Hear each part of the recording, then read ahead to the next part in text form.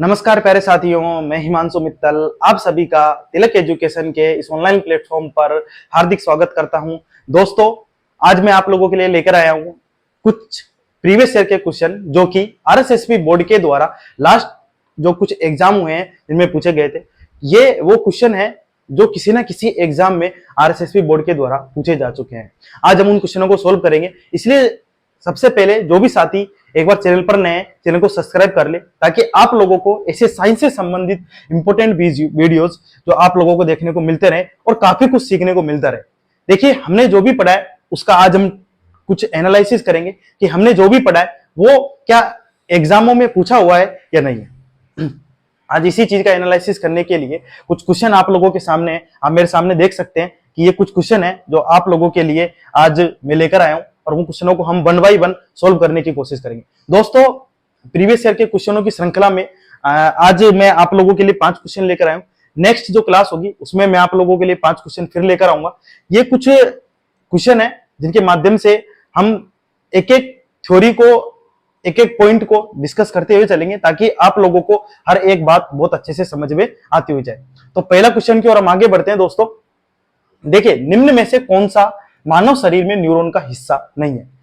दोस्तों, ये question neuron से संबंधित है मानता हूं, लेकिन कहीं ना कहीं इस क्वेश्चन का ताल्लुकात उत्सर्जन तंत्र से था, इसलिए मैंने फर्स्ट क्वेश्चन ये आप लोगों के लिए लिखा है। और इस क्वेश्चन के माध्यम से मैं आप लोगों को एलिमिनेशन करके किस तरीके से आंसर निकालते हैं वो भी हम सीखने की कोशिश करेंगे। देखिए, ये क्वेश्चन न्यूरॉन से संबंधित है, मानव मस्तिष्क से संबंधित है और बहुत ही जल्द हम मानव मस्तिष्क से जो संबंधित बातें हैं, मानव मस्तिष्क का जो चैप्टर है उसको भी हम कंप्लीट कर लेंगे। देखिए, मानव मस्तिष्क में हमें यह क्वेश्चन पूछा हुआ है तो न्यूरॉन का हिस्सा नहीं है। देखिए, सबसे मेन बात, जब भी आप एग्जाम में क्वेश्चन पढ़ो तब आप लोगों को हर एक चीज को पॉइंट टू पॉइंट पढ़ना है। देखिए, नहीं पूछा है, कई बार हम क्या करते हैं कि जल्दीबाजी में जब हम क्वेश्चन पढ़ते हैं तब हम नहीं को हाँ पढ़ लेते हैं और टिक करके आ जाते हैं। ऐसा मेरे साथ भी हुआ है। ऐसा अक्सर एग्जाम में एग्जाम प्रेशर से होता है, लेकिन हमें कोशिश करनी है कि ऐसा 1 या 2 क्वेश्चन से ज्यादा ना हो। इस चीज का विशेष ध्यान रखिएगा। फर्स्ट कुछ जो ऑप्शन है वो है सेल बॉडी, सेकंड है डेंड्राइट, थर्ड है एक्सोन और फोर्थ जो ऑप्शन है वो है बोमन कैप्सूल। अब बोमन कैप्सूल के बारे में हमने किडनी के अंदर पढ़ा, तो हमें एक बात पक्की हो गई कि ये न्यूरॉन से संबंधित तो नहीं है, क्योंकि बोमेन कैप्सूल तो किससे संबंधित है? किडनी से। और बोमेन संपुट करता क्या है और बोमेन संपुट और ग्लोमेरुलस मिलकर क्या बनाते हैं, इसका आंसर आप मुझे कमेंट बॉक्स में दीजिएगा कि बोमेन संपुट और ग्लोमेरुलस मिलकर किस चीज का दोनों का कॉम्बिनेशन क्या कहलाता है, इसका आंसर आप मुझे बताइएगा। सेकंड क्वेश्चन की ओर दोस्तों आगे बढ़ते हैं।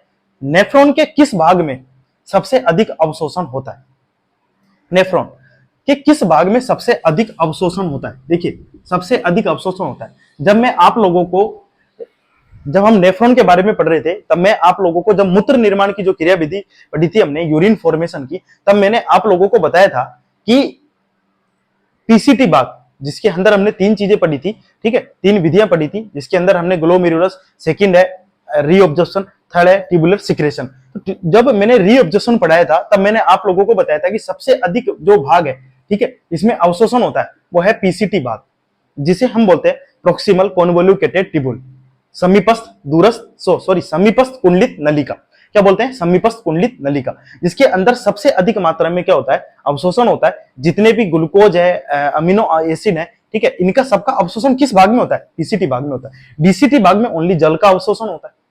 हेनले लूप के अंदर जो बचा कुचा यदि जरूरत पड़ जाए, ठीक है, वो भी, हेनले लूप तो बैलेंसिंग का कार्य करता है, मेन तो कलेक्टिंग डक्ट में जो बचा कुचा है उसका जल का अवशोषण होता है।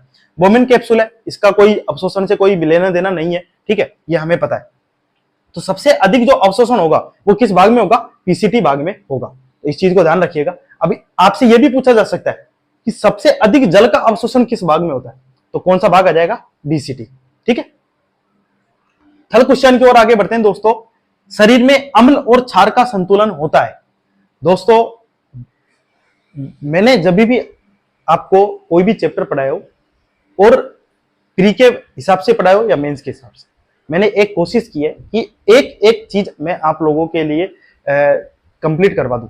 देखिए, मैंने आप लोगों को ये लाइन तो नहीं लिखवाई होगी, ये क्वेश्चन एग्जाम में आया हुआ कि अम्ल और क्षार का संतुलन होता है, लेकिन मैंने आप लोगों को एक चीज बताई थी कि जब मैं आप लोगों को ट्यूबुलर सिक्रेशन पढ़ा रहा था, तब मैंने बताया था कि अधिक मात्रा में बनने वाले H+ आयन को, अधिक मात्रा में बनने वाले H+ आयन का निष्कासन करता है।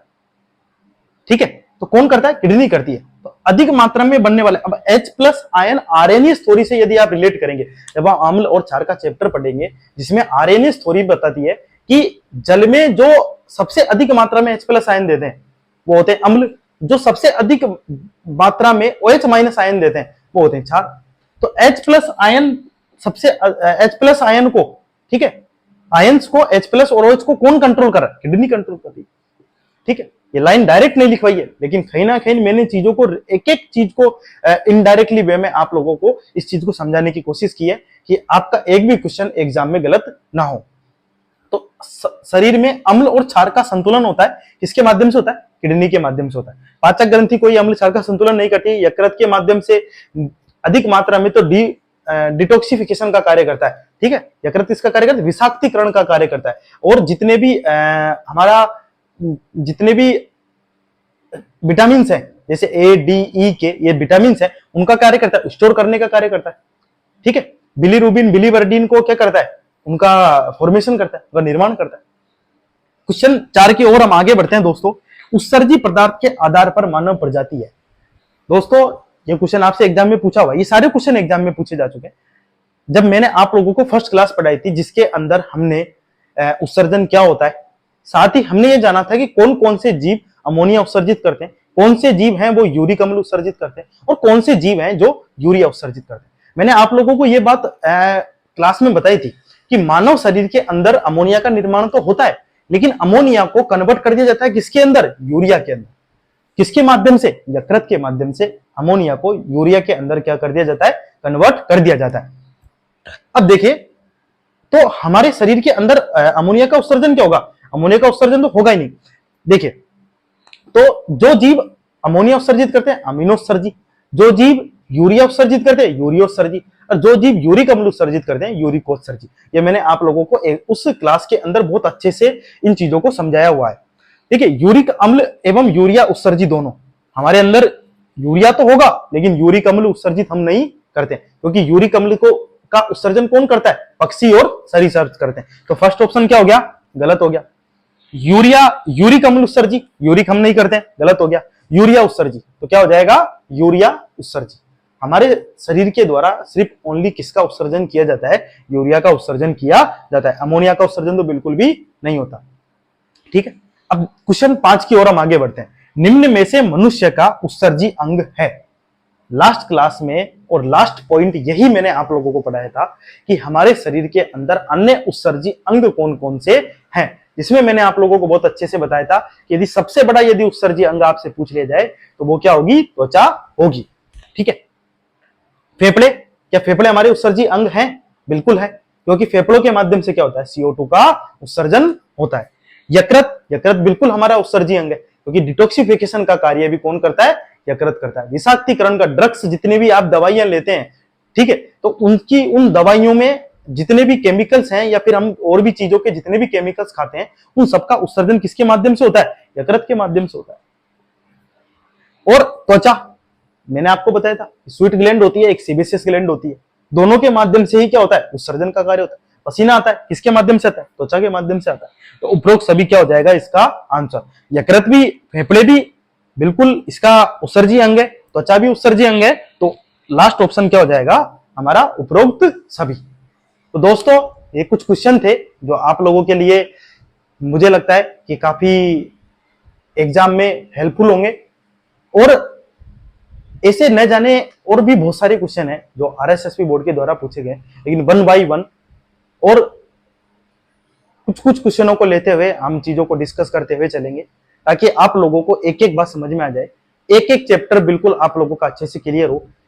एक चैप्टर बहुत अच्छे से क्लियर होने के बाद और उसके प्रीवियस ईयर क्वेश्चन करने के बाद ही हम नेक्स्ट चैप्टर की शुरुआत करेंगे, ताकि आप लोगों को कॉन्फिडेंस आए कि हमने जो भी पढ़ा है वो एग्जाम में पूछा जा रहा है, चाहे डायरेक्टली पूछा जाए या इनडायरेक्टली वे में पूछा जाए, लेकिन हर एक चीज को क्या किया जा रहा है? पूछा जा रहा है। तो ये कुछ क्वेश्चन थे जो आप लोगों के लिए। इन क्वेश्चनों को बहुत अच्छे से देखिएगा और क्वेश्चन करते समय एलिमिनेशन का ध्यान रखिएगा। इस चीज का विश्वास मान के चलिए कि मैंने एक भी ऐसी लाइन नहीं है जो आप लोगों के लिए छोड़ी हो। आप क्वेश्चन को अच्छे से पढ़िए, ऑप्शन को अच्छे से पढ़िए। ये नहीं कि क्वेश्चन पढ़ने के बाद आप बिल्कुल एकदम वो हो जाए, न्यूट्रल हो जाए कि ये तो क्वेश्चन मैंने पढ़ा है वही नहीं है। जैसे 3rd नंबर का जो क्वेश्चन था कि अम्ल और क्षार का संतुलन होता है, तो इस चीज का भी ध्यान रखिए। ऐसा बिल्कुल नहीं करना है। पहले क्वेश्चन को अच्छे से पढ़ना है और दिमाग लगाने की कोशिश करनी है कि ये क्वेश्चन क्या हमारी जो नोट्स हैं जिनके अंदर हमें पढ़ा है वो उसके अंदर है या नहीं है। नोट्सों को अच्छे से पढ़िए ताकि आप लोगों को अच्छे से समझ में आए कि क्या चीज हमने पढ़ी है और क्या चीज हमें छोड़नी चाहिए। इस तरीके से ये क्वेश्चन है। नेक्स्ट क्लास भी आप लोगों की क्वेश्चन की होगी, जिसके अंदर हम वापस से कुछ क्वेश्चन होंगे जो आरएसएसबी बोर्ड के द्वारा पूछे हैं, वो भी हम डिस्कस कर लेंगे। तब तक के लिए धन्यवाद। मिलते हैं नेक्स्ट क्लास में साथियों। जय हिंद, जय भारत। मस्त रहिए, स्वस्थ रहिए और अपनी पढ़ाई में व्यस्त रहिए। जय हिंद।